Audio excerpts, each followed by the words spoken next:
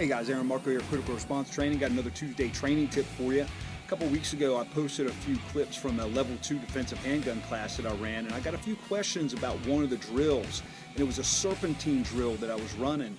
So I thought today I would show you this drill, how I set it up and how I run it, and really the fundamentals that I'm teaching by using this drill.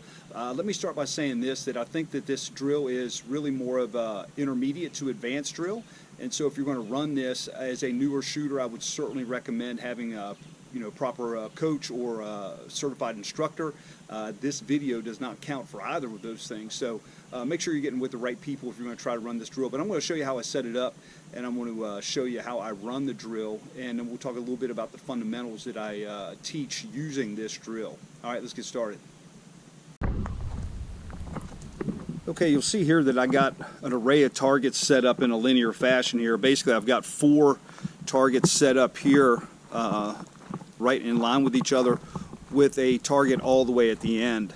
Now you'll notice that these targets lined up here are on the white side of the target board, and these are to indicate non-threats. Okay, so one of the cruxes of running this serpentine drill is getting out of a flat range mentality, and so I use these ready positions to start teaching responsibly armed citizens how to move through an environment without unintentionally pointing the gun at things we shouldn't be pointing the gun at. So the 2 main ones that we cover in class typically will be a compressed low ready, where I've decided that up is not my safe direction, so down is, so the gun's fairly compressed into my body and my muzzle is deviated downward, or I'll use a compressed high ready, saying that down is not my safe direction but up is, and so my muzzle is deviated in an upward direction in this manner here.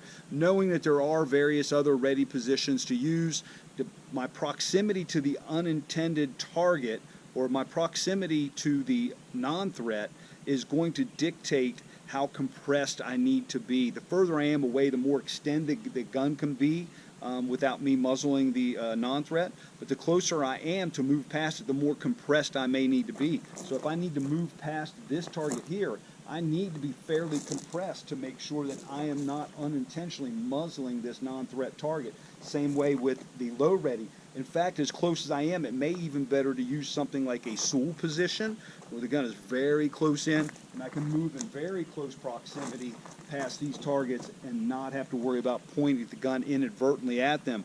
Or even the always controversial tempo index, where I index the gun up high above my head and I move by here. Same thing to move back, making sure that I'm never pointing the gun at non-threats.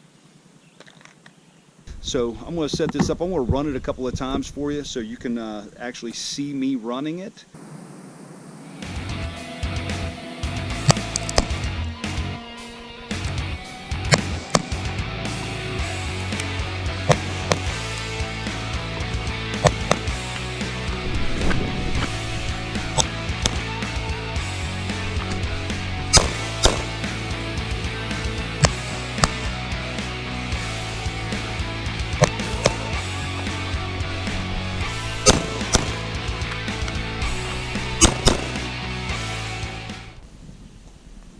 Okay, hey, what a great drill that is, the serpentine drill, incorporating so many different fundamentals for intermediate to advanced shooters, starting to learn how to move with the gun, understanding that the real world is a cluttered environment and there's always things out there that we shouldn't be pointing our guns at, so we understand how to use these ready positions in order to move through that environment, not unintentionally flag non-threats.